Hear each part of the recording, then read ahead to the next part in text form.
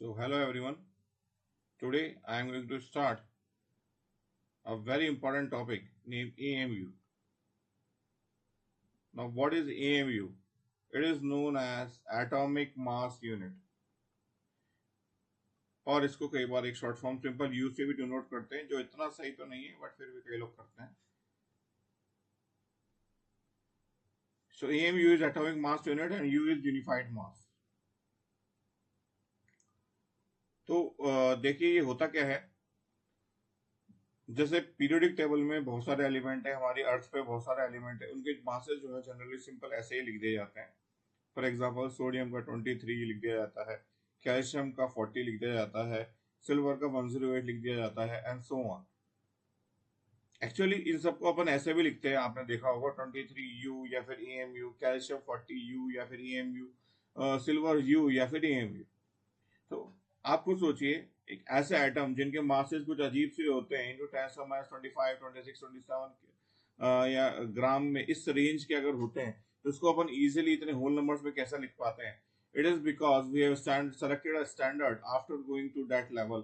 उस लेवल पे जाके हमने एक ऐसा स्टैंडर्ड सेलेक्ट करा है जिसके कंपैरिजन में जब हम बताते हैं मासेस तो वो बहुत ही इजीली होल नंबर्स में कन्वर्ट हो जाते हैं. और ये स्टैंडर्ड सेलेक्ट करना इतना आसान नहीं था. Scientist take many years. तो scientist took many years to assign that standard.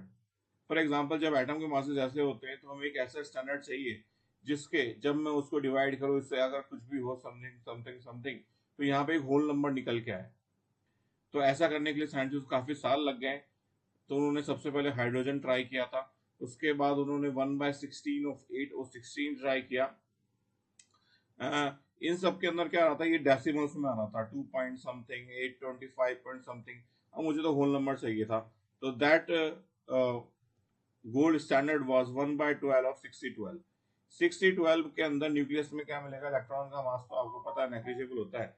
अगर न्यूक्लियस में बात करें तो न्यूक्लियस में कार्बन के 6 प्रोटॉन 6 न्यूट्रॉन मिलते हैं. प्रोटॉन और न्यूट्रॉन का मास ऑलमोस्ट बराबर होता है, तो उनको कह सकते हैं कि इसके न्यूक्लियस में 12 यूनिट प्रेजेंट होता है.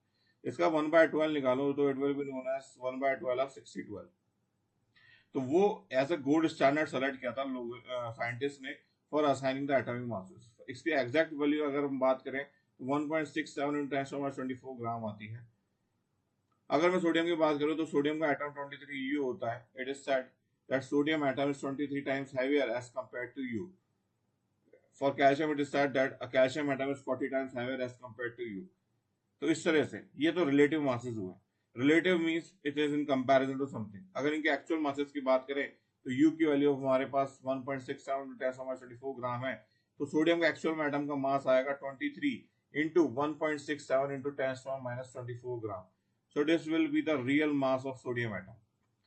Okay, so and the same thing is for calcium. Calcium atom का relative mass है 40U, means it is in comparison to something. But if you talk about the actual mass, it will be 40 into 1.67 into 10⁻24 gram, which is the real value of AMU. ये वही वाली बात होगी, मान लीजिए class में कई सारे बच्चे बैठे हैं, पहली बेंच पे 3 बच्चे बैठे हैं, पहले का वेट सपोज हाइपोथेटिकल 5 kg है, दूसरे का 10 और तीसरे का 15. तो हम फर्स्ट वाले 5 kg वाले को A असाइन करते हैं, then second will be 2A and the third will be 3A. So these all are the relative values, okay, not absolute.